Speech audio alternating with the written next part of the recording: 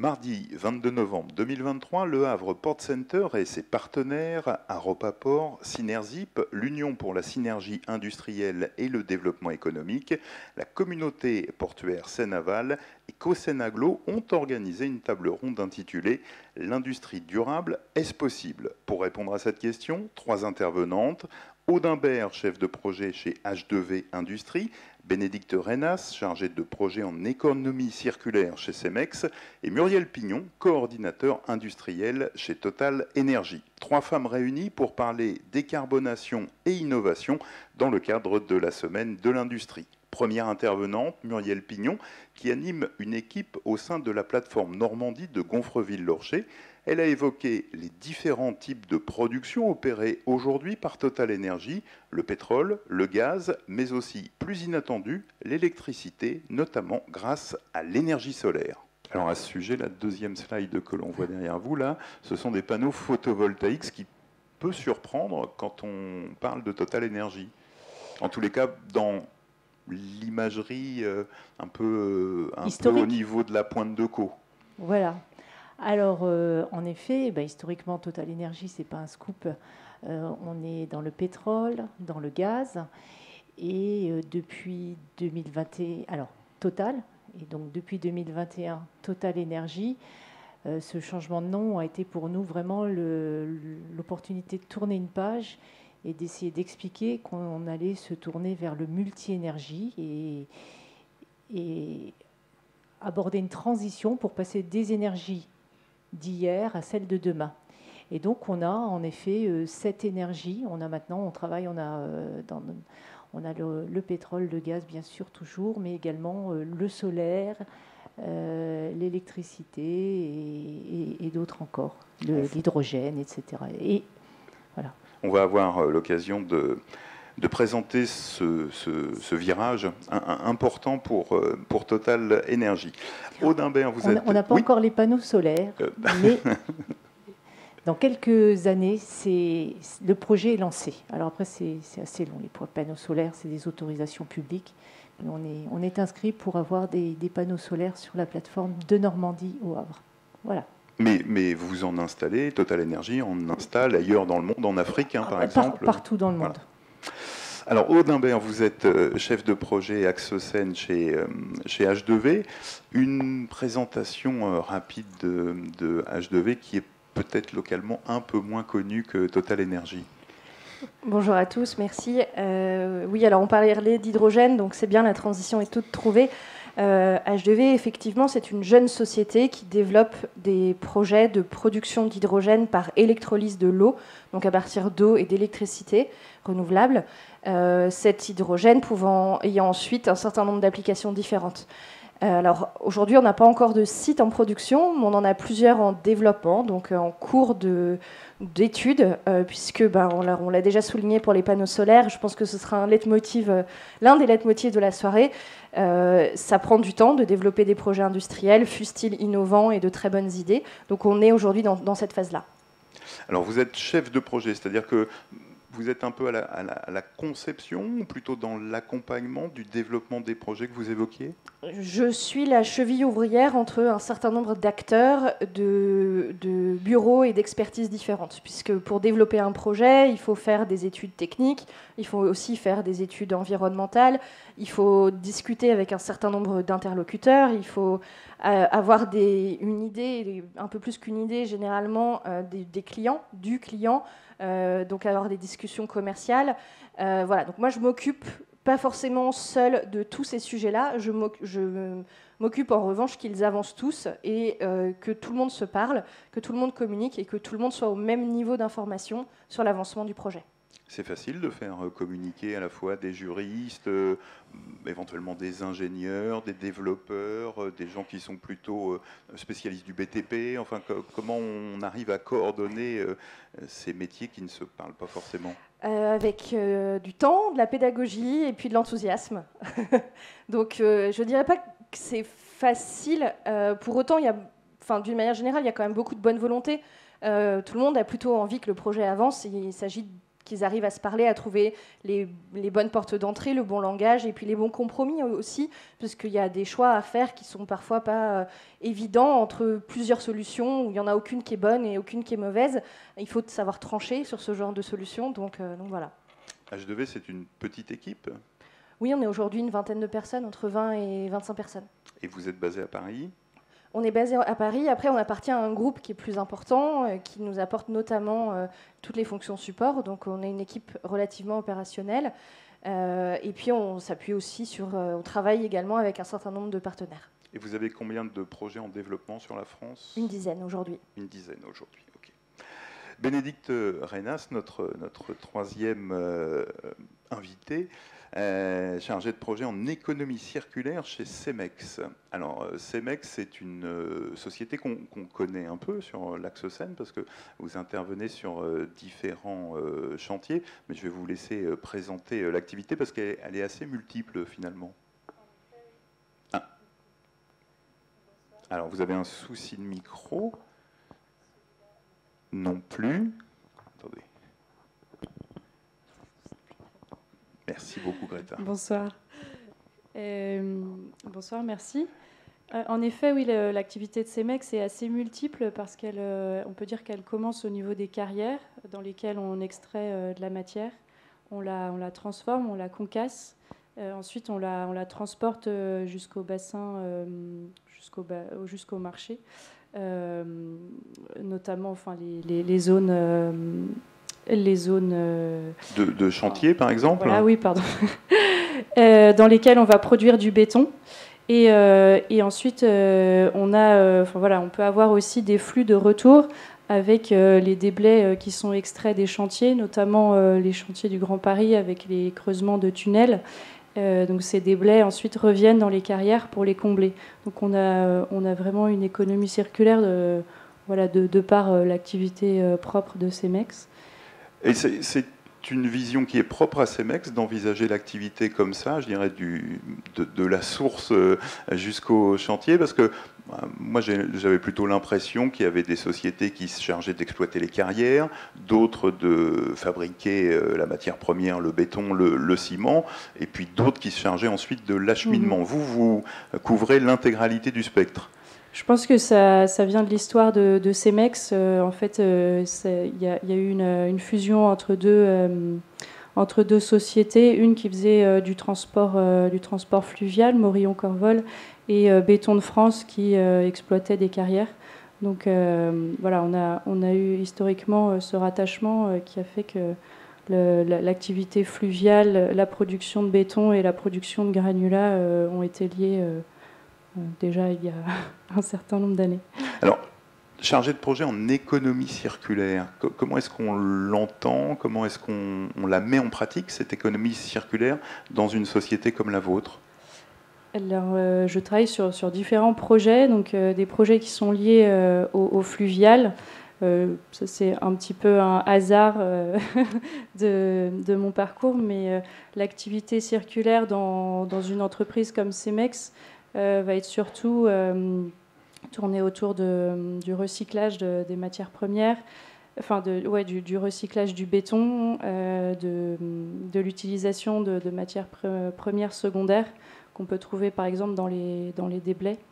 On cherche par exemple à laver les déblais pour en tirer des granulats, ce qui évite de remblayer des carrières avec de la matière qui peut être utilisée dans le béton. Donc, on cherche à trouver différentes sources de matière. C'est peu connu du grand public, cette activité de retraitement, de recyclage des déchets de chantier.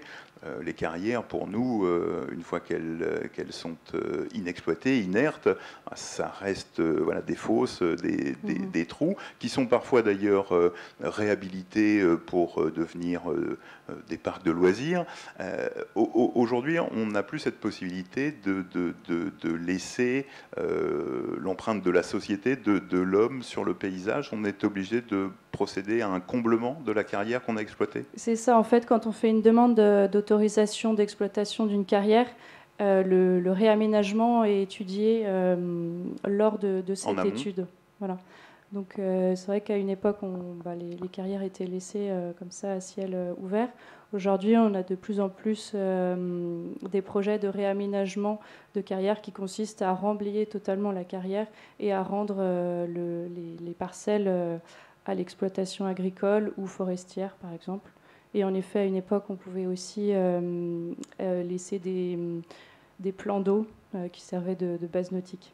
C'est un peu moins à la mode aujourd'hui, mais c'est possible. Et quand vous intervenez sur un chantier, est-ce que vous savez à peu près combien de pourcentage de matériaux pourront servir justement, soit être replacés pour combler une exploitation, soit être utilisés sur d'autres chantiers? C'est quelque chose qui est en cours de développement aujourd'hui, avec la mise en place des diagnostics déchets pour les chantiers de réhabilitation et de déconstruction. Ça se met petit à petit en place. Enfin, ça date de la loi AGEC, il me semble, de mars 2020. Donc c'est assez... voilà, faut le temps que ça prenne vraiment toute sa mesure. Mais en effet, les chantiers de réhabilitation vont devoir de plus en plus trier leurs déchets. Donc nous, on va récupérer des flux séparés, des flux triés, qui seront du coup beaucoup plus faciles à recycler. En effet, on peut recycler le béton de démolition, mais s'il est mal trié ou s'il reste quelques déchets autres, ça va être plus compliqué d'utiliser dans le béton. On pourra plutôt l'utiliser en sous-couche routière, par exemple. Et tous ces process qu'on met au point, c'est aussi une manière de lutter contre la production et l'émission de CO2, j'imagine. Oui, bien sûr. Plus on peut récupérer de déchets de chantier pour les réutiliser de manière très locale, plus on évite du transport et puis de l'extraction, donc des productions de CO2 en effet. Alors, lutter contre les émissions de CO2, c'est le thème de cette table ronde. Alors, je vais vous faire une confidence. Moi, quand je conduis une voiture, j'ai toujours tendance, mon regard est accroché par les véhicules de même marque qui me croisent ou qui me doublent. Du coup, je me demande si on a tous développé cet attrait pour son propre véhicule. Et depuis que je sais que je vais animer cette table ronde, chaque jour, je tombe sur des infos qui parlent de décarbonation, qui parlent d'hydrogène. Peut-être que je n'y faisais pas attention précédemment, mais j'ai l'impression que c'est entré au moins d'en parler, que c'est entré dans le quotidien de la population de notre pays et sans doute des autres pays. On parle aussi un peu de football dans l'actualité, mais la décarbonation est un vrai sujet. Est-ce que vous aussi, qui êtes plus experte que moi, vous avez ce ressenti-là que c'est un bruit de fond qui commence à prendre de l'ampleur dans la population qui a peut-être franchi récemment un barrage ou un échelon, celui simplement des tables rondes d'experts, comme c'est le cas ce soir. Muriel Pignon.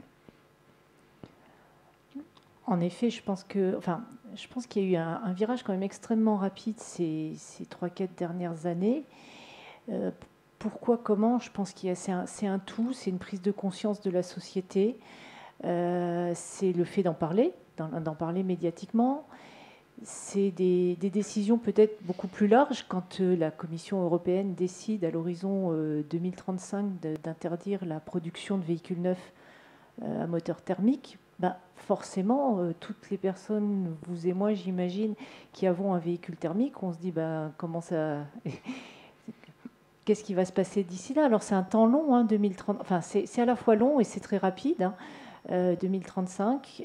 Donc on se pose tous des questions. Qu'est-ce que ma voiture, je veux la changer dans 2 ans? Qu'est-ce que je rachète à la place? J'anticipe pas. Donc je pense qu'il y a en effet des décisions parfois à très haut niveau qui finissent par nous impacter chacun individuellement.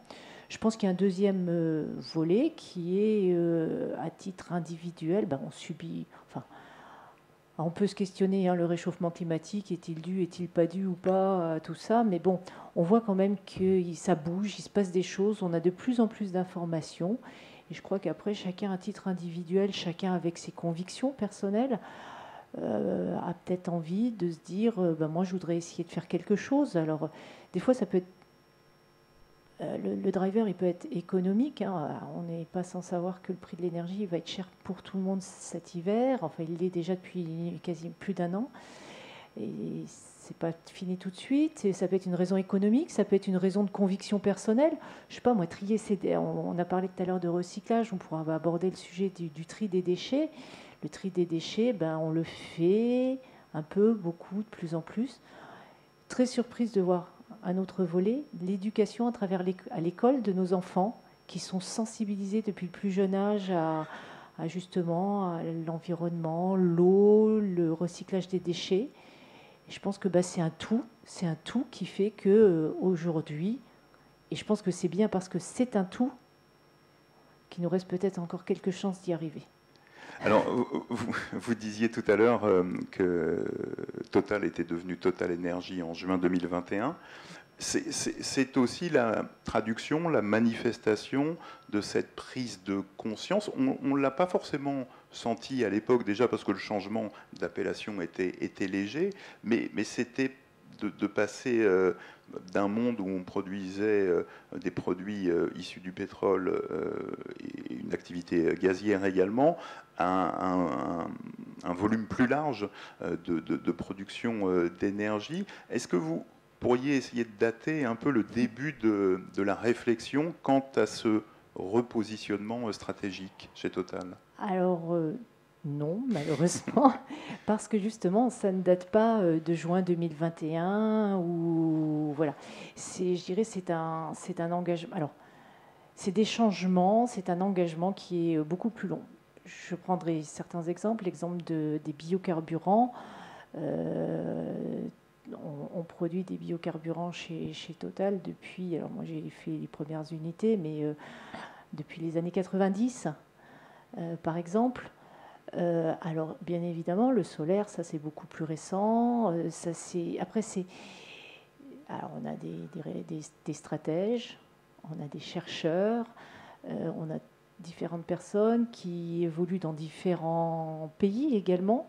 Donc ça peut être tout ça, c'est une réflexion qui s'est construite progressivement. Je peux parler d'un autre volet qui est l'efficacité énergétique. Une raffinerie, une pétrochimie, c'est évidemment des usines qui sont très très énergivores. Et je dirais, on n'a pas attendu la prise de conscience de la transition énergétique, on n'a pas attendu que les prix flambent pour se préoccuper déjà nous-mêmes d'avoir une gestion saine, je dirais, de notre consommation énergétique. Donc des projets d'efficacité énergétique, on les aborde de manière vraiment avec des feuilles de route et de manière, comment je dirais, structurée depuis la fin des années 2010, le début des années 2000, enfin, alors on va dire un petit peu de manière décousue dans les années 2000 et vraiment de manière structurée et systématique, c'est le mot que je cherchais, depuis 2010. Et on a déjà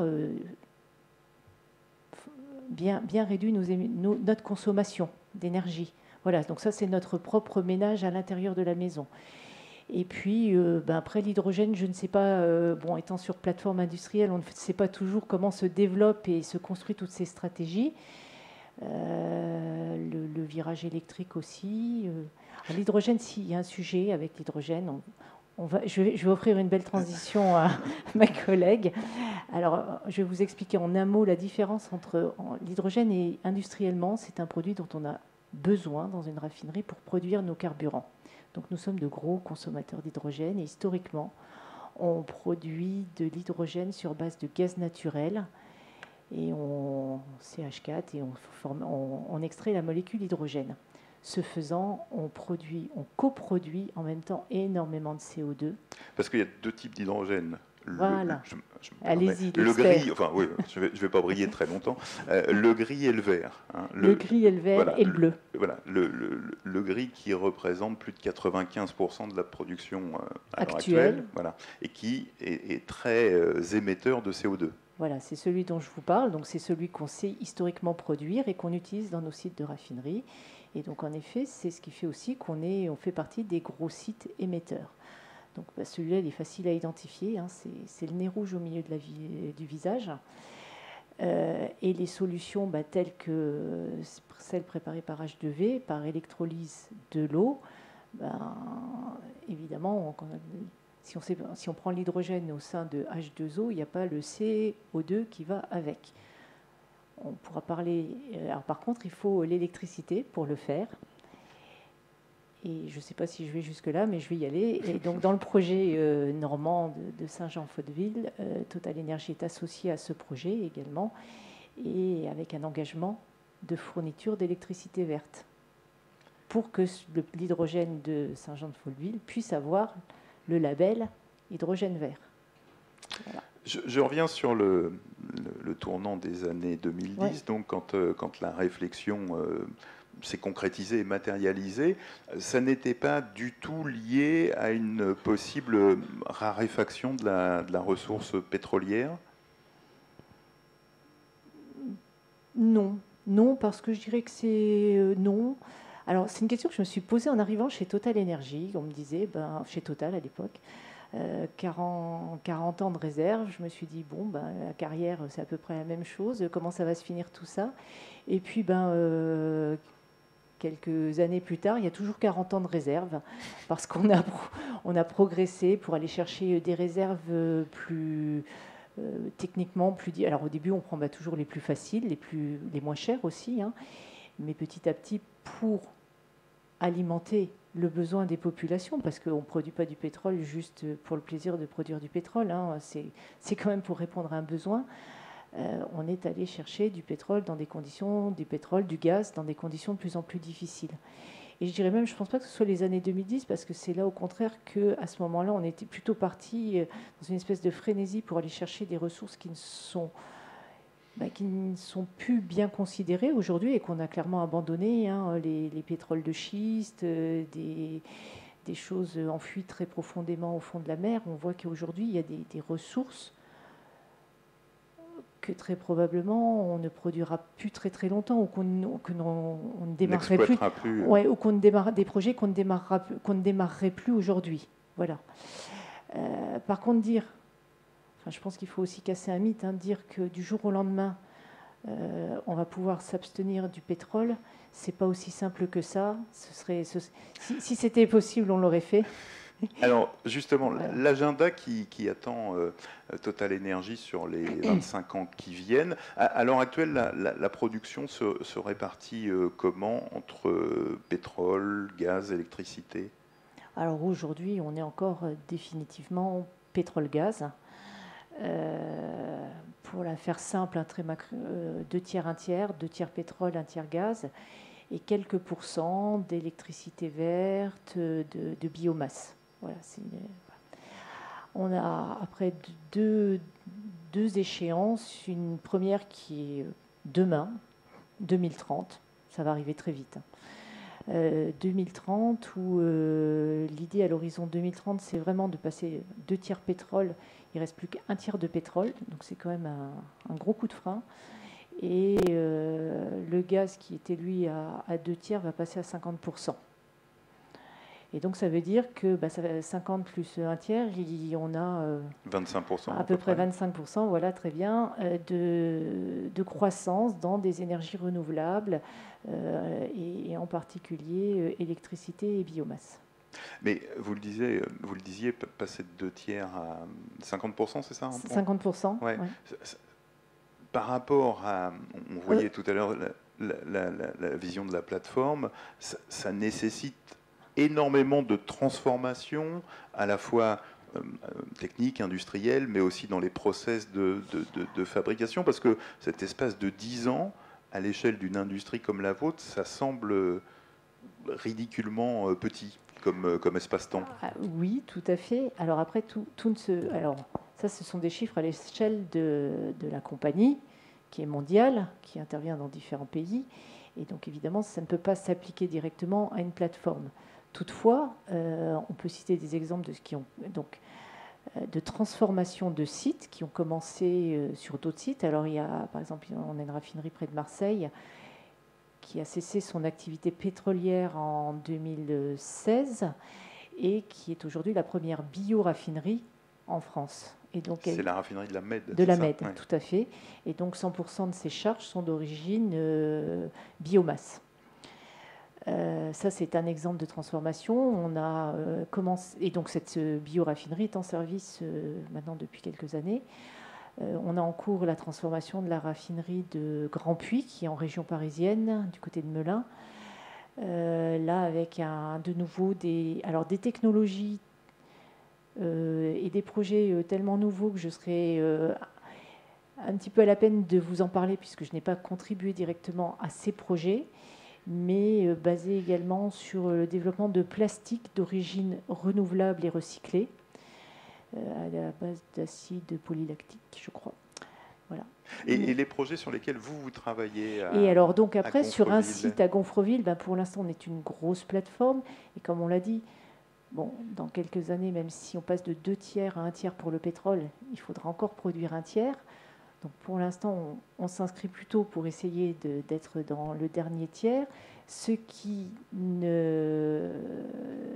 n'empêche pas de faire des projets d'efficacité énergétique, de transformer, de revisiter. Par exemple, on brûle beaucoup de gaz et il y a des choses qu'on peut, nous aussi, passer sur base électrique. Pour chauffer de l'eau, par exemple, on peut chauffer de l'eau à partir de gaz ou on peut chauffer de l'eau à partir d'électricité.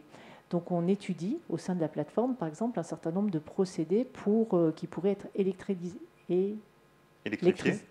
Pardon, excusez-moi, un bug. Et alors on parlait d'émissions de CO2, on est un gros émetteur de CO2, donc pour réduire nos émissions de CO2, c'est soit être plus efficace énergétiquement. Et alors il y a un autre projet quand même qui, je pense, qui est important de mentionner, puisqu'il est très important sur l'axe Seine. C'est un projet de capture et stockage de CO2. En quoi cela consiste? Alors c'est un projet qui est assez innovant déjà de par son organisation, puisqu'il réunit 5 partenaires industriels que je vais citer, donc Exxon, Air Liquide, Yara, Total Energy et Borealis.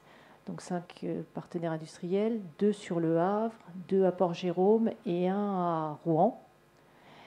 Et ces 5 industriels se sont associés dans le cadre d'un consortium pour étudier la faisabilité de capter chacun sur son site des émissions de CO2, ensuite de l'amener sur un système de transport qui serait commun. Donc on étudie soit un système de transport par pipe ou par fluvial, en vue ensuite de le liquéfier et de l'acheminer vers des puits de stockage enfouis en mer du Nord. Voilà. On parlait tout à l'heure de... C'est réalisable, ça? Alors, c'est réalisable. J'en doutais également. Voilà, je ne connaissais pas du tout ces process. J'ai découvert que, par exemple, la Norvège stocke du CO2 au fond de la mer sur son territoire depuis plus de 25 ans. Et ils ont démontré la faisabilité et la stabilité technique du stockage de CO2. Donc techniquement, ça, c'est pas un sujet. Mais ce sont des bulles qu'on construit au fond de la mer, ou ce sont des récifs naturels dans lesquels on peut injecter le CO2? Alors, en mer du Nord, où on a une ancienne activité intense de pétrole, en fait, ça va être une forme de recyclage final, puisqu'on va réutiliser d'anciens champs de pétrole et on va réinjecter du CO2 dans les cavités qui ont été libérées. C'est comme le comblement des carrières, en fait. C'est un peu comme le monde. J'ai pensé à ça tout à l'heure en écoutant Bénédicte, en effet. En réutilisant. Et sinon, en fait, parce qu'une structure géologique qui contient du pétrole, c'est une structure relativement bien étanche, bien stable. Elle est là depuis des millions d'années. Et donc, on peut y réinjecter du CO2 de manière stable et durable. Et sinon, il peut éventuellement aussi être creusé là, dans de nouveau des structures géologiques qui ont les mêmes caractéristiques, des cavités, pour y stocker du CO2. Mais Muriel, dans ce que vous disiez, il y a quelque chose qui m'intéresse, parce que quand on parle innovation, souvent naissent des images, des clichés liés à la technologie, à la recherche, d'abord fondamentale, ensuite appliquée. Et là, vous avez cité les noms de 5 industriels qui se sont alliés au sein d'un consortium, avec notamment Total Energy et ExxonMobil. Et franchement, il y a quelques années, on n'aurait pas envisagé que ces deux sociétés puissent travailler de concert sur des projets de décarbonation. Et ça aussi, c'est de l'innovation.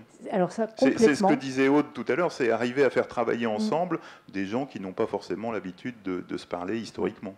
Et je suis complètement d'accord avec vous, et c'est en cela que je parlais tout à l'heure d'une forme d'intelligence collective, hein, ce virage de la transition, et qui s'accélère chaque jour. Hein, et vous parliez de votre étonnement et de l'intérêt qui est porté à ces questions-là.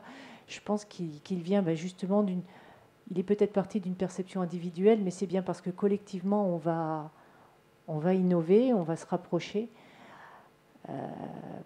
pour qu'on pourra faire ce type de projet. Alors, Aude, on va parler un peu de l'hydrogène maintenant, qui est le sujet d'H2V. Alors, H2V, c'est une société qu'on connaît un peu sur l'axe Seine, au travers du projet dont parlait Muriel à Saint-Jean-de-Faudeville, c'est la zone industrielle de Port-Jérôme. Vous avez développé un projet qui devait être le plus grand site en Europe, voire dans le monde, de production d'hydrogène vert. Ça, c'était il y a quelques années. Vous aviez un partenaire qui était prêt à racheter l'hydrogène produit, c'était Air Liquide. Et puis, progressivement, Air Liquide s'est emparé du sujet, d'abord en étant actionnaire, puis actionnaire majoritaire, puis en étant le porteur de ce projet à la place, en remplacement d'H2V. C'est à peu près comme ça que ça s'est passé ? On peut le dire comme ça, c'est un bon résumé. Effectivement, nous, on a lancé ce projet donc de production d'hydrogène par électrolyse. Alors, j'évite les couleurs, vous avez peut-être remarqué, vert, gris, bleu. On peut en discuter longuement, il y en a d'autres encore, jaune, rose. Aujourd'hui, c'est des appellations qui sont utiles en termes de pédagogie pour expliquer les différents modes de production de l'hydrogène et comment elles peuvent être liées ou non aux émissions de CO2. Après, elles ne sont pas reprises dans les textes réglementaires, donc voilà, c'est pour ça que j'évite un petit peu. Je parle vraiment du mode de production de l'hydrogène, donc par électrolyse. Effectivement, quand on a lancé ce projet sur Port-Jérôme, H2V en 2018, il n'y avait pas dans le monde d'installation de la taille qu'on envisageait de production d'hydrogène par électrolyse, puisque c'est un projet de 200 MW, donc on parle en puissance électrique installée pour produire cet hydrogène. Et donc on a mené, comme je le disais tout à l'heure, pour développer un projet industriel, un projet d'ampleur, ça prend du temps, il faut faire un certain nombre d'études, il faut convaincre un certain nombre de personnes et d'institutions, et on a mené ce travail-là pendant quelques années.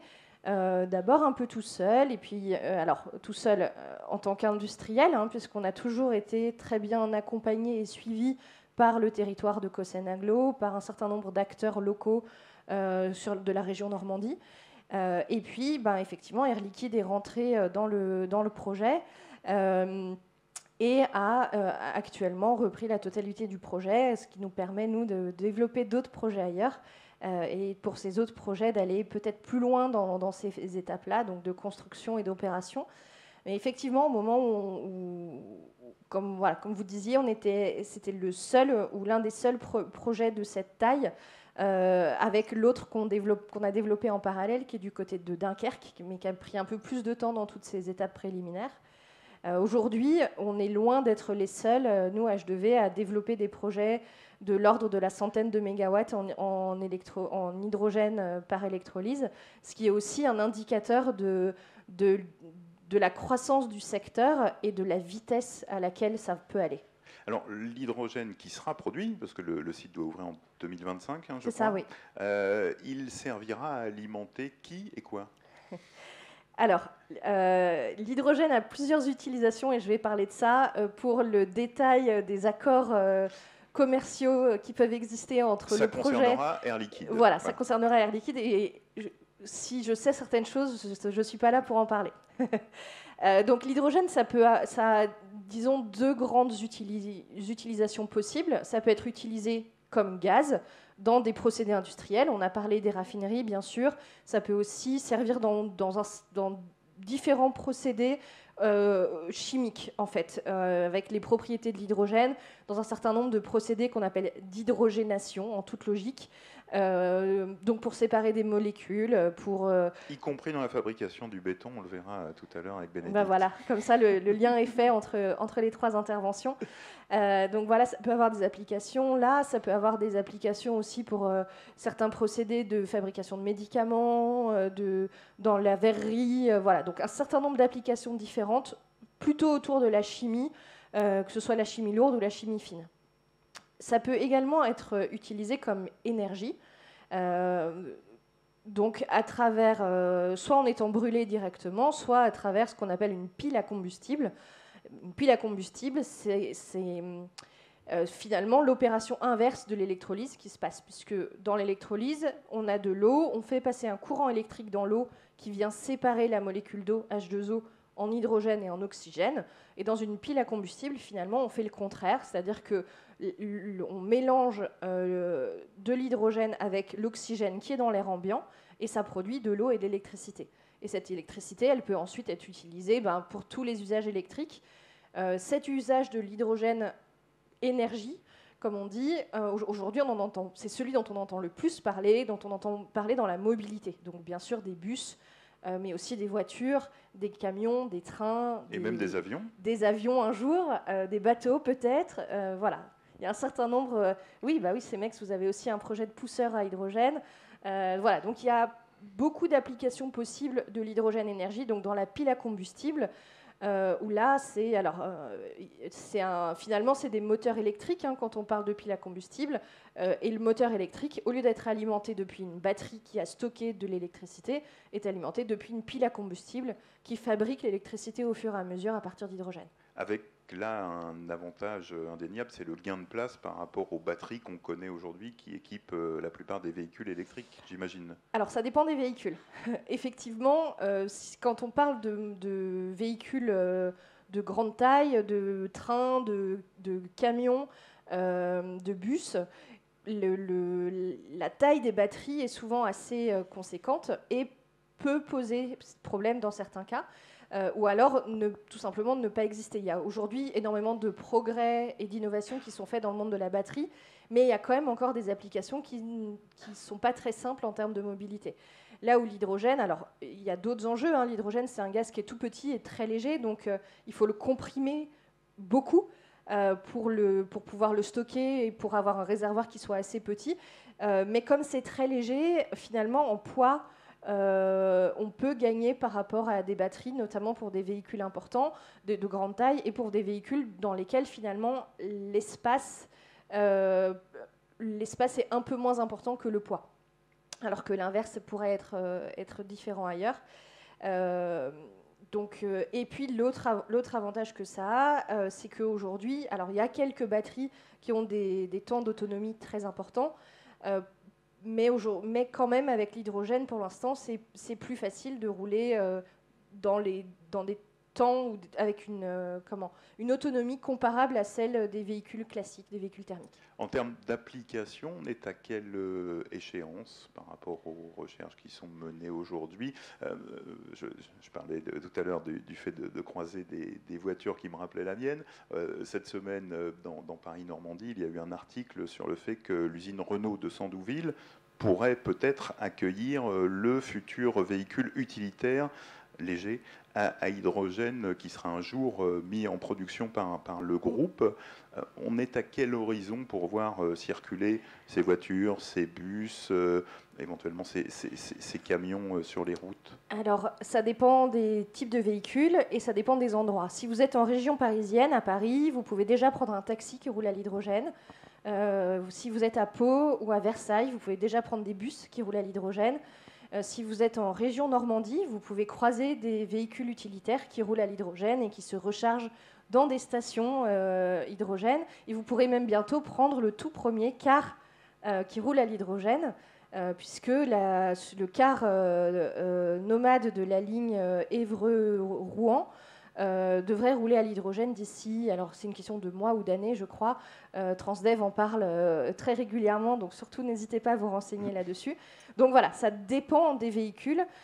Pour la voiture particulière, là l'horizon est sans doute un tout petit peu plus lointain, tout simplement Alors, il y a déjà des véhicules qui existent, que vous pourriez déjà acheter.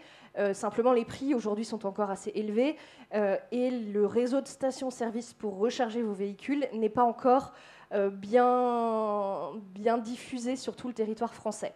Ceci étant, il y a effectivement cet article qui parle de potentiel. Rien n'est sûr encore pour Sandouville.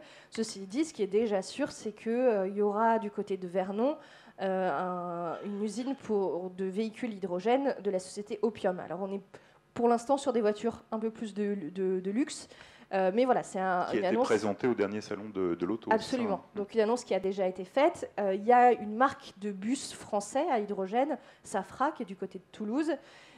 Sur les camions, les constructeurs parlent aujourd'hui, selon les constructeurs, entre 2024 et 2026. Sur les bateaux, je vous laisserai en parler, mais on est plutôt de l'ordre du prototype pour l'instant. On n'est pas encore sur de la fabrication industrielle de masse. Les trains, il y a déjà des trains qui roulent à l'hydrogène en Allemagne. Il y a 3 régions françaises qui en ont commandé. Je crois qu'il y a déjà des premiers essais qui ont été faits. Donc là aussi, on parle de 2026-2028 pour une mise en service. Alors l'avion, on est plutôt sur 2035. Voilà, donc les perspectives aujourd'hui, on est au démarrage, on est au début de l'histoire, aux premiers véhicules, aux premiers tests, aux premières communes qui ont envie de se lancer, mais les perspectives sont intéressantes. Est-ce qu'on pourrait passer à côté de ce marché de l'hydrogène? Parce qu'on a l'impression qu'on est un peu sur une ligne de crête entre des besoins que vous avez définis, là, qui peuvent se révéler colossaux dans les décennies qui viennent, et puis un marché qui est en train de se structurer, qui a absolument besoin des pouvoirs publics pour venir le conforter, ce marché, puisque des acteurs comme vous, vous travaillez pour le développement, mais vous avez besoin forcément de partenaires et financiers privés et des pouvoirs publics pour peut-être sécuriser un peu les années qui viennent par rapport aux investissements que vous consentez à l'heure actuelle dans la recherche. Alors, récemment, il y a eu un sommet à l'Élysée le 8 novembre, je crois, où Emmanuel Macron avait convoqué une 50aine d'industriels français. Il y en avait qui représentaient d'ailleurs la région Normandie. On a beaucoup parlé de décarbonation, certes, mais aussi d'hydrogène durant ce sommet franco-français. Alors, passer à côté, je ne sais pas, dans le sens où je pense, et ça n'engage que moi, mais que l'hydrogène fait partie et l'une des solutions possibles quand on parle de décarbonation, d'industrie de demain, de mobilité de demain. L'une des solutions, loin d'être la seule, parce qu'aucune solution n'est unique, sinon, comme on l'a dit tout à l'heure, on l'aurait déjà fait, on l'aurait déjà trouvé, mais ça fait partie des solutions possibles. En revanche, là où effectivement il y a besoin d'une dynamique commune et des pouvoirs de l'État, c'est cette dynamique-là, ce marché de l'hydrogène, qu'est-ce qu'on veut faire sur notre territoire français et comment on est prêt à le faire. Parce que l'hydrogène, c'est un gaz qui se fabrique, mais qui peut se fabriquer ailleurs qu'en France. Les véhicules à hydrogène, les véhicules avec des piles à combustible, c'est aussi des véhicules qui peuvent se construire ailleurs qu'en France. Tous les équipements dont on a besoin pour faire une usine pour produire de l'hydrogène, les électrolyseurs, voilà, tout. En fait, là, le sujet autour de l'hydrogène, il est plutôt pas tellement sur les usages cette fois-ci, mais sur l'industrialisation, le sujet de la réindustrialisation de la France, dont on entend aussi parfois un peu parler. Finalement, comment on met ça en musique et en œuvre pour que on profite finalement de cette chaîne dans son ensemble autant que possible. Et vous êtes confiante sur ce nouvel écosystème en construction? Oui, parce que sinon je ne ferais pas ce métier. Bien sûr, je suis confiante. Après, il y a des enjeux importants, des choses, des sujets qui ne sont pas forcément simples auxquels il faut répondre. Voilà, je ne me mettrai pas à la place des services de l'État et du gouvernement. Ils ont beaucoup de choix et de décisions à faire et à prendre, c'est certain. Mais je pense qu'on a une chance. Il y a de vrais atouts en France pour cette filière, donc ce serait dommage de ne pas les saisir. Alors, Bénédicte Reynasse, est-ce que je peux me permettre? Oui, bien sûr, Muriel, allez-y, je vous en prie. parce que je suis complètement d'accord avec tous les usages qui ont été cités. Et je pense qu'en effet, ça a été un tout petit peu abordé, mais il y a un vrai sujet d'infrastructure. Enfin, au-delà de produire l'hydrogène, de construire les véhicules, il y a un vrai sujet d'infrastructure. Donc, on parlait des stations-service. Hein.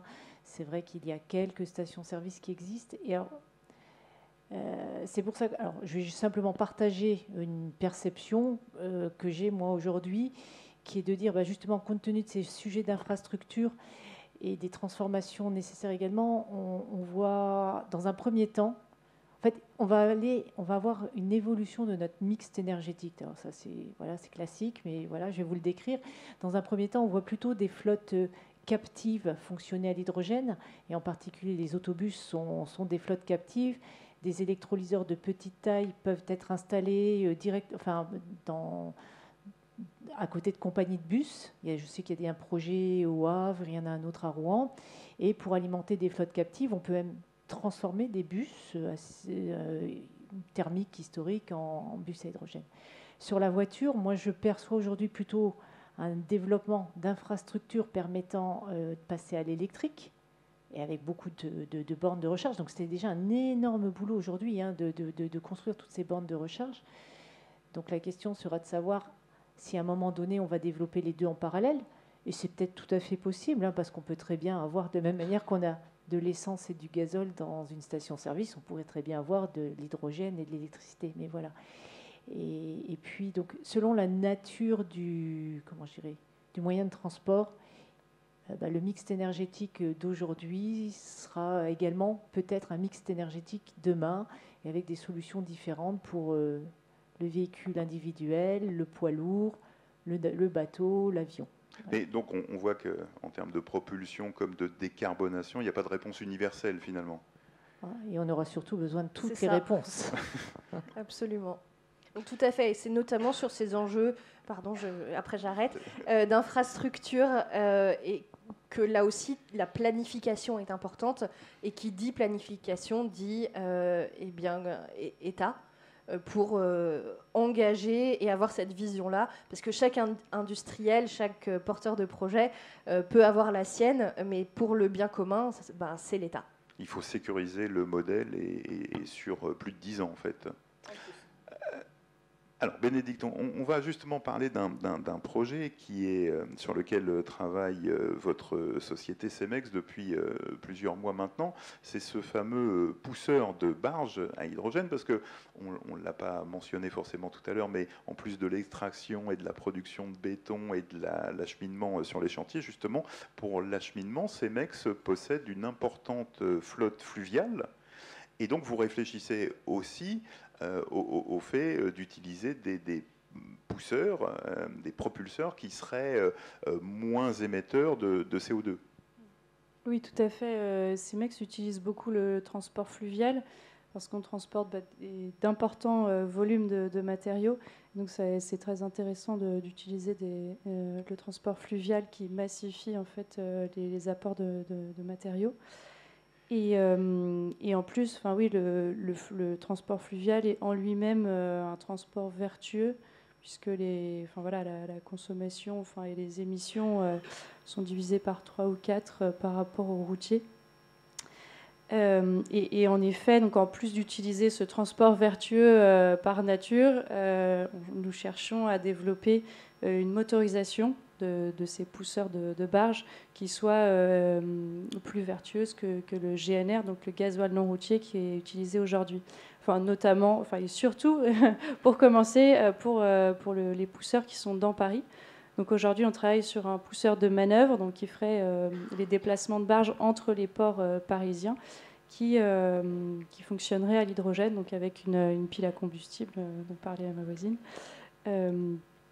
Et de l'hydrogène compressé à 350 bars. Donc en effet, ça fait un petit moment qu'on travaille dessus déjà. Ça fait plus de 3 ans. Donc moi, je suis arrivée sur ce projet après les études de faisabilité technique, donc, qui ont eu lieu en 2019 et qui ont été cofinancées par EDF et la Banque des Territoires, et qui ont montré la bonne faisabilité de ce projet. Donc techniquement, c'est réalisable. Maintenant, il y a quelques freins.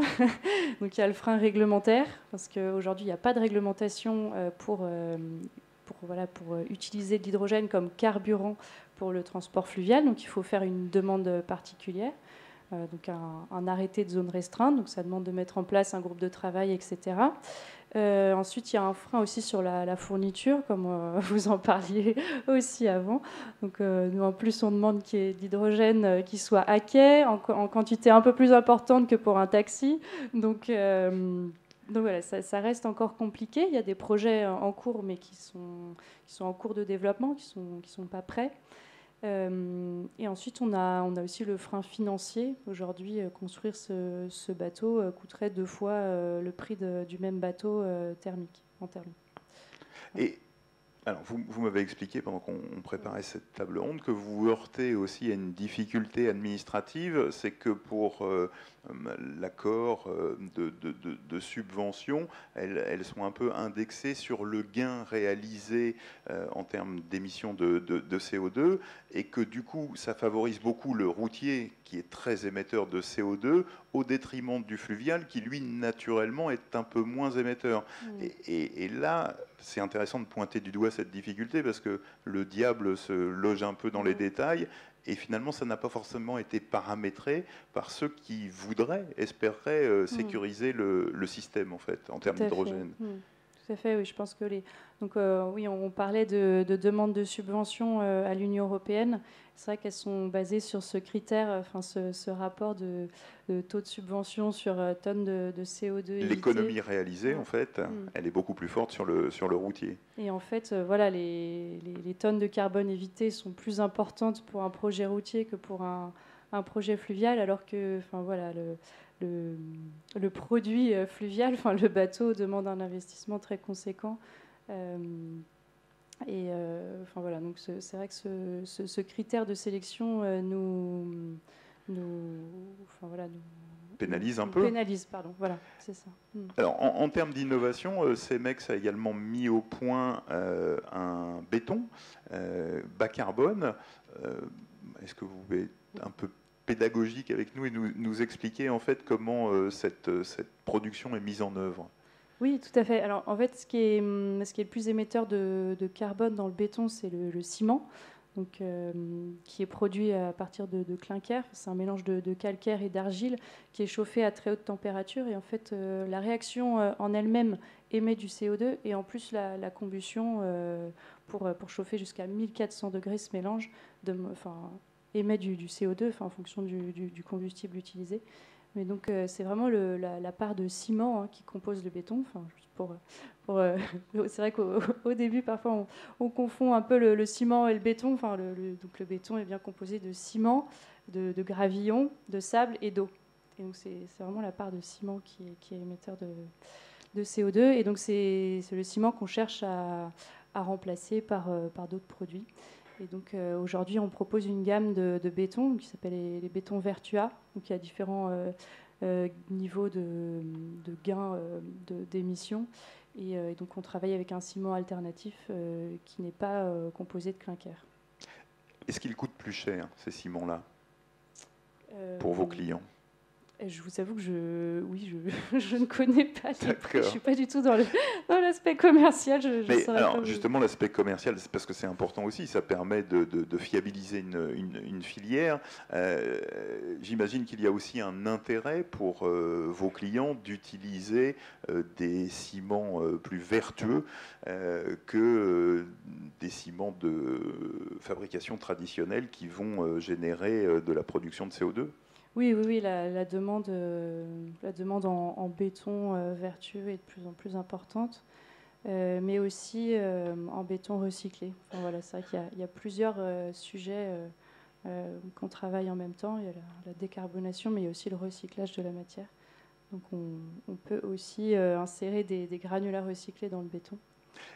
Qu'est-ce qui fait qu'une société privée du secteur du BTP, j'imagine, Cemex, s'intéresse au fait de peut-être mettre au point un pousseur de barge qui soit neutre en termes de production de CO2, qui met au point des bétons qui n'utilisent plus de ciment et donc de réduire là aussi la production de CO2?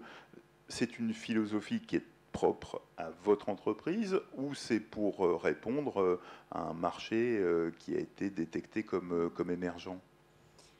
Moi, je pense que c'est un petit peu des deux. Il y a de la demande, hein, bien sûr, de la part des clients, d'avoir des solutions de plus en plus vertueuses. Mais je pense que Cemex est aussi assez sensible aux sujets environnementaux depuis longtemps. Enfin, par exemple, tous nos sites sont ISO 14001. On répond à la charte RSE de l'UNICEF, donc c'est le syndicat des carrières au niveau exemplarité. Je crois qu'on est la seule entreprise à ce niveau-là aujourd'hui. Donc voilà, bon, là, je vous parle un peu d'autres sujets plus environnementaux que vraiment sur l'aspect de produit. Mais voilà, je pense que Cemex est quand même assez sensible à tous ces sujets-là depuis un moment. Et donc, et ça, ce sont des sujets qui irriguent, qui irradient un peu à l'intérieur de l'entreprise? Oui, bien sûr, c'est des sujets qui sont de plus en plus importants.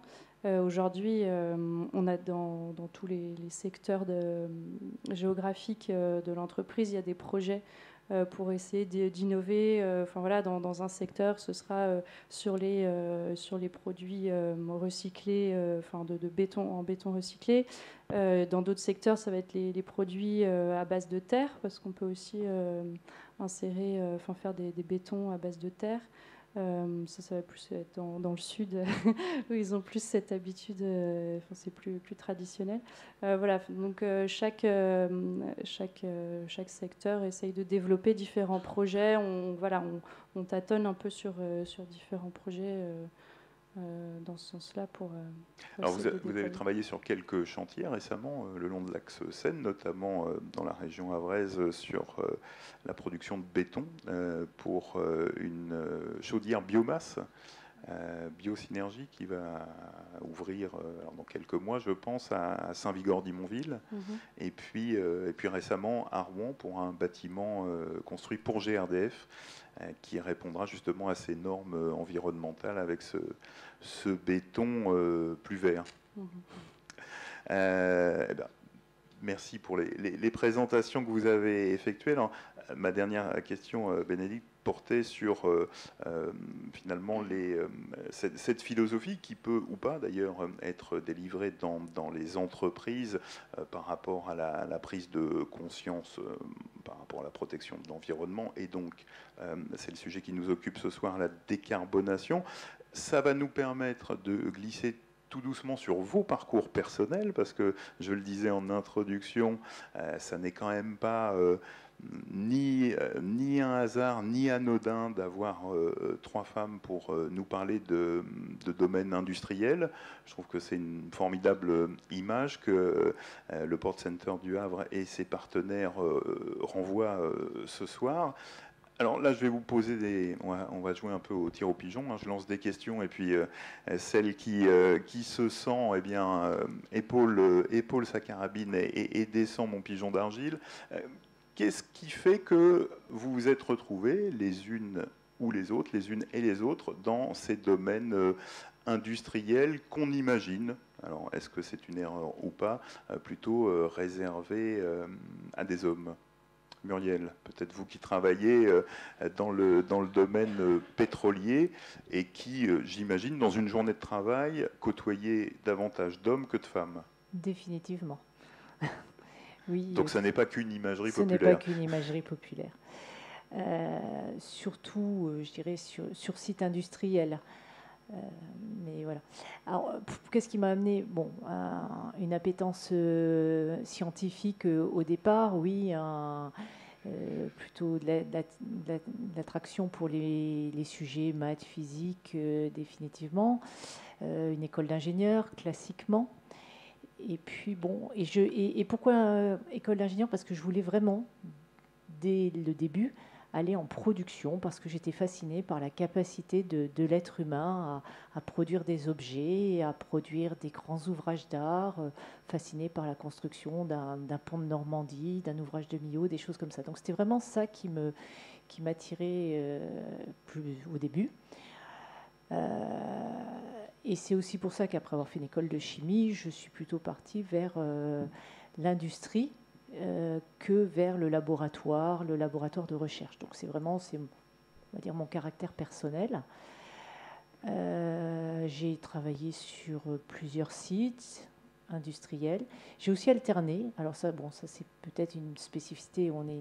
Total Energy étant une grande entreprise, on a la possibilité d'avoir des parcours de carrière assez diversifiés.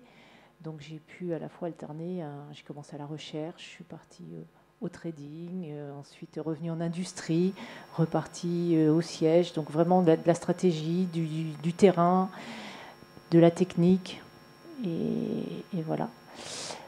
Et alors, par rapport à vos appétences du début, est-ce que le parcours a correspondu à ce que vous attendiez?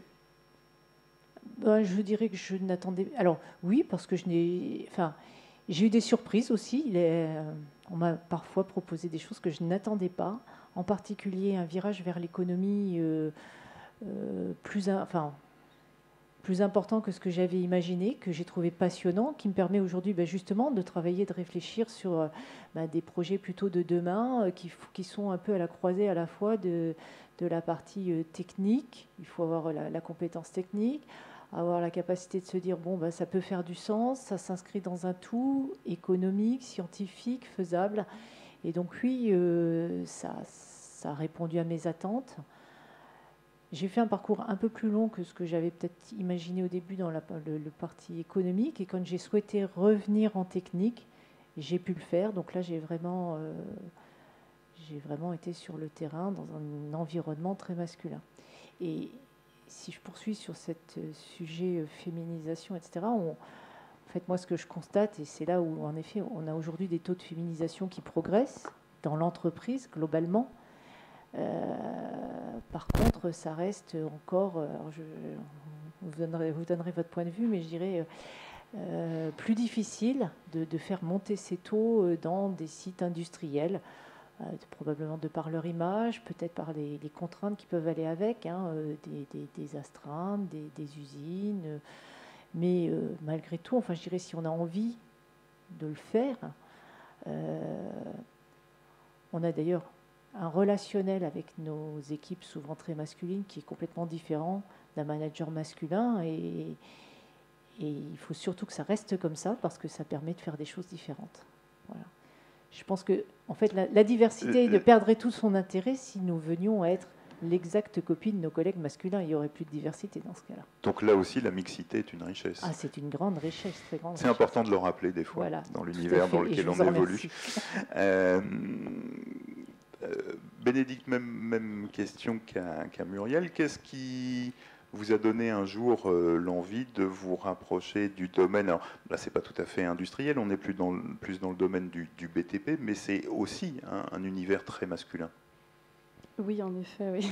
C'est très masculin. Enfin, ça l'a été surtout pour moi lors de mes premières années, lorsque j'étais sur des chantiers donc de réhabilitation de logements sociaux chez Vinci.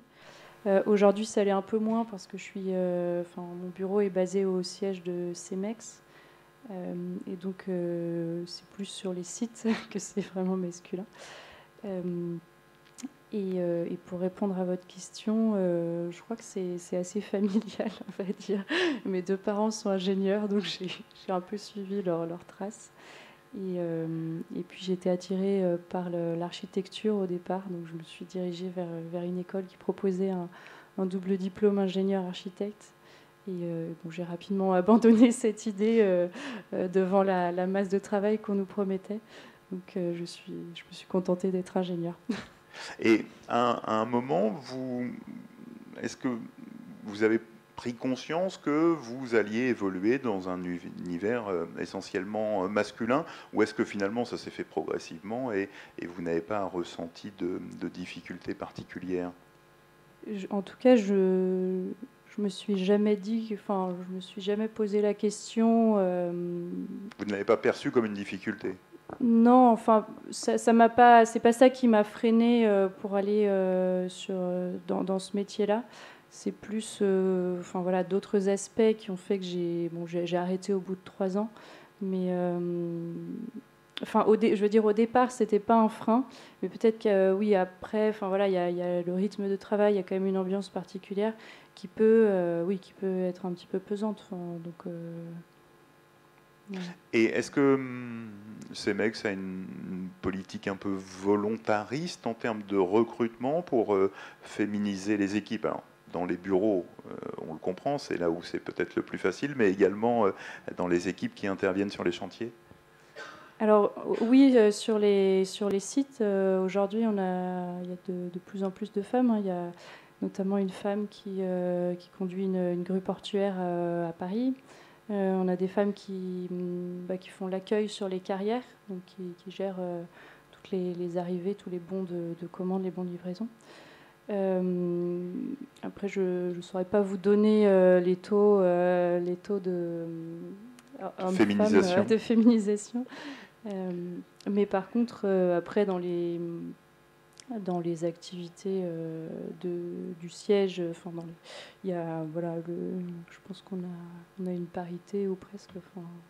Et quand vous interveniez donc durant les 3 premières années de votre entrée dans la vie professionnelle sur des chantiers, est-ce que ça a pu vous arriver que vous ne vous sentiez pas à votre place en tant que femme?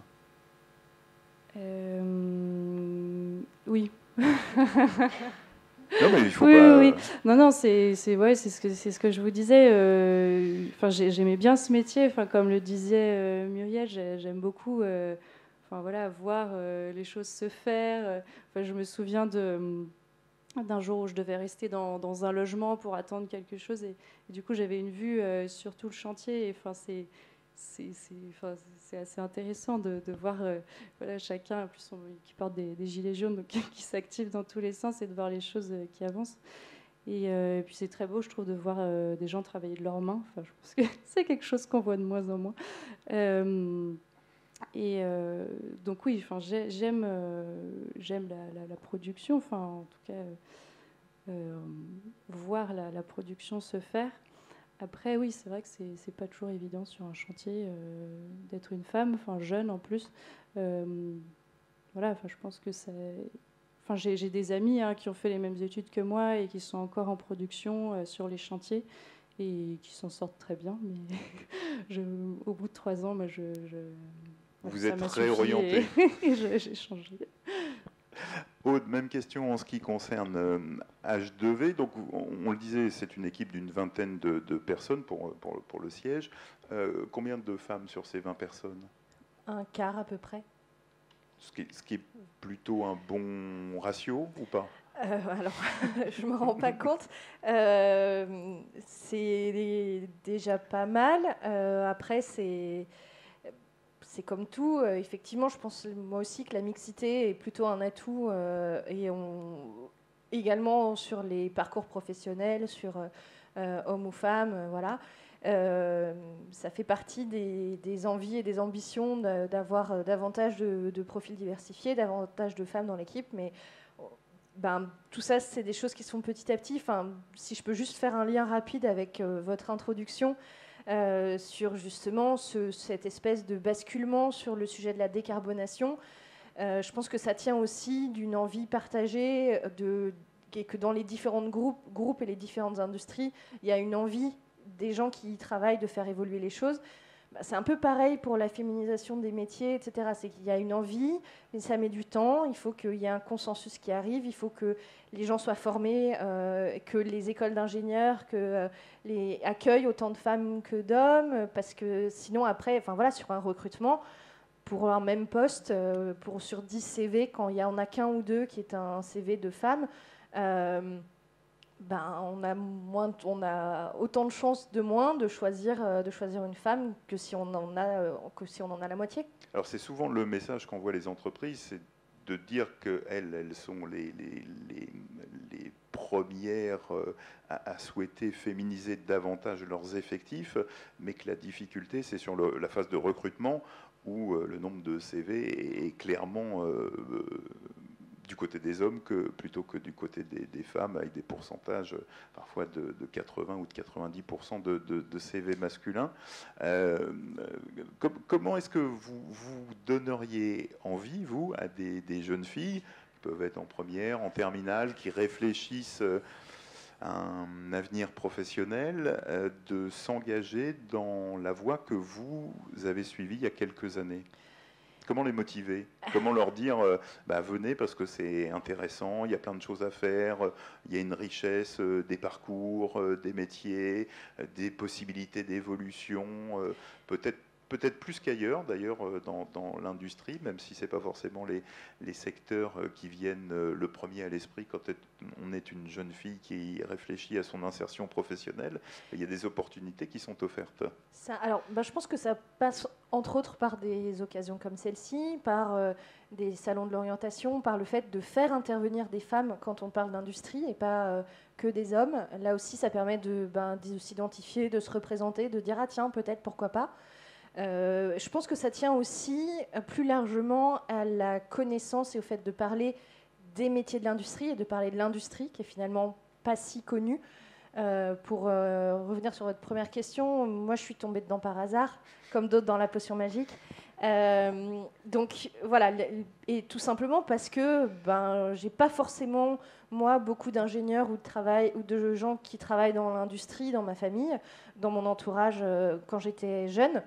Et donc c'est un secteur que je connaissais très mal, que je me représentais très mal, dont j'imaginais assez mal, voire pas du tout, quel métier pouvait être représenté, et que j'ai découvert par des stages et par des opportunités, et dans lequel aujourd'hui je suis très contente, et où effectivement je trouve qu'il y a énormément d'opportunités, énormément de carrières différentes, et où je rejoins complètement ce qui a été dit par Muriel et Bénédicte, à savoir ce qui me plaît moi dans ce métier, dans ces métiers, dans ce secteur d'activité, c'est on fait les choses, on voit les choses se faire, et quand on parle de concret, on participe à rendre concret des idées, des envies, l'adaptation au changement climatique, la décarbonation.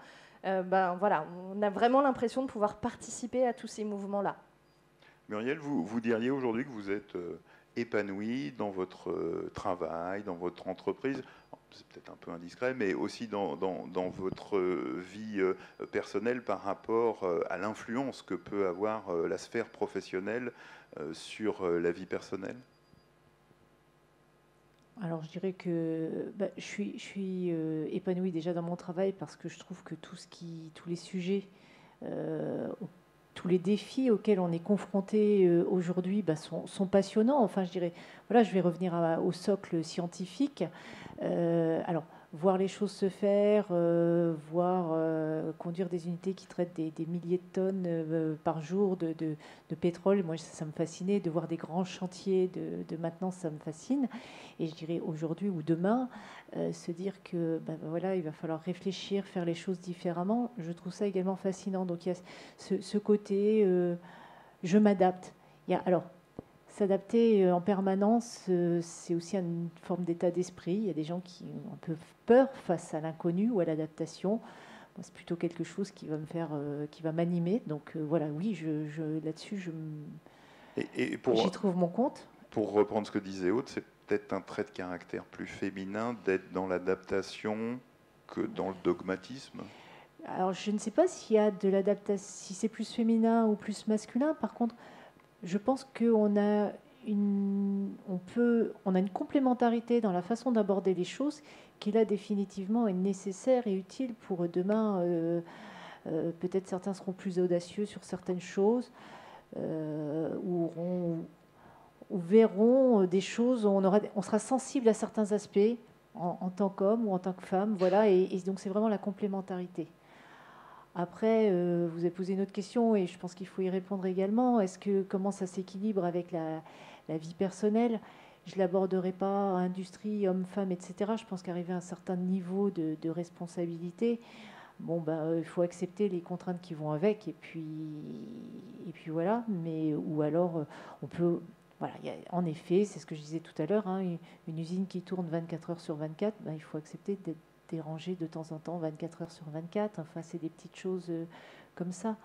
Et on va révéler un petit secret de fabrication. Oui. Vous êtes d'astreinte aujourd'hui. Et donc, si votre téléphone avait sonné, vous auriez pu nous quitter pour rejoindre le site. J'aurais pu être obligée de vous abandonner sans plus d'excuses. Voilà. Ça ne s'est pas produit. En tous les cas, moi, il y a un trait de caractère que j'ai perçu ce soir en vous posant des questions. Je ne sais pas si c'est féminin ou masculin, mais c'est la simplicité avec laquelle vous savez aborder des sujets qui sont très complexes et nous permettent peut-être de nous les approprier un peu plus que si on avait eu simplement un colloque d'experts qui était intervenu devant nous, ce qui aurait été fort intéressant, mais peut-être un peu moins, partagé par l'ensemble des gens qui ont suivi dans la salle et également à distance via les deux plateformes. Il est quasiment 19h30. Nous avons deux de nos invités qui doivent prendre un train à 20h.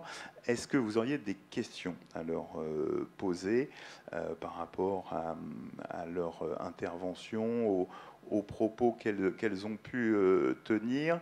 Alors Greta a un micro qu'elle va faire circuler. Voilà.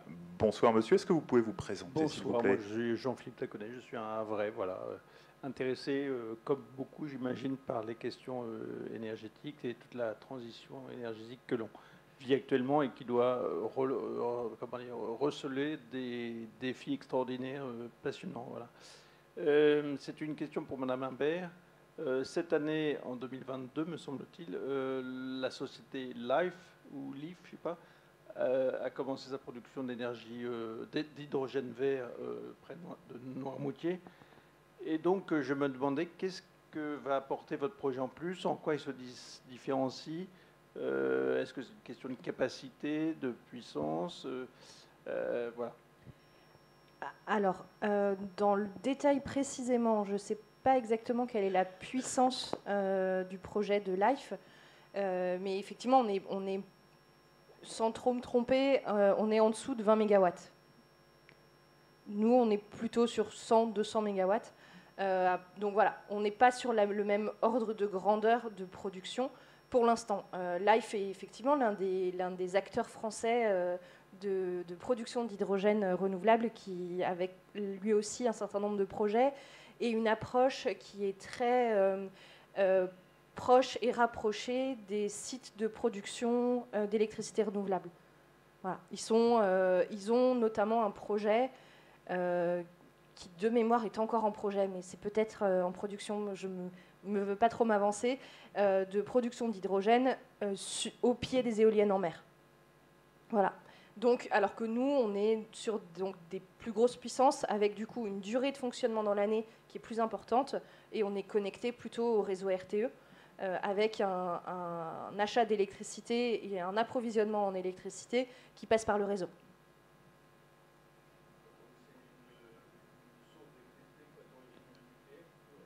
Alors, on peut avoir des contrats long terme avec des parcs éoliens ou des parcs solaires, mais en fait, le transport de l'électricité, lui, se fait par le réseau.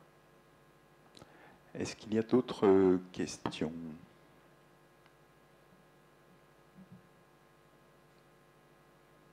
Non, c'est parfait, on a été complet, exhaustif. Il est 19h29, voilà, on est pile dans les temps, on va pouvoir vous libérer. Je crois que vers 20h, il n'y a pas que des trains, il y a un autre impératif pour certains. Merci beaucoup à toutes les trois d'avoir été avec nous ce soir. C'était vraiment un plaisir de vous avoir et que vous ayez pu prendre le temps de nous faire partager votre ressenti, vos réflexions sur la décarbonation et également sur l'innovation. On rappelle qu'on est au cœur de la semaine de l'industrie. Vous pourrez visualiser des petits clips qui ont été tournés sur le parcours de certaines femmes dans les milieux industriels, à la fois sur le site du Havre Port Center, également sur celui d'Aropa. Et puis moi je voulais remercier les personnes, l'équipe du Havre Port Center qui a permis la réalisation de cette table ronde, Greta Del Salmarini, sa directrice, Bénédicte Dufour qui s'est chargée de toute la partie technique avec brio, Séverine Ribal-Lesterlin et puis Alexandre Gouteux qui ont également participé à l'organisation, à la préparation de cette table ronde. Merci à toutes, merci à tous. Merci à vous. Merci à vous. Merci. Au revoir. Bonne soirée. Merci.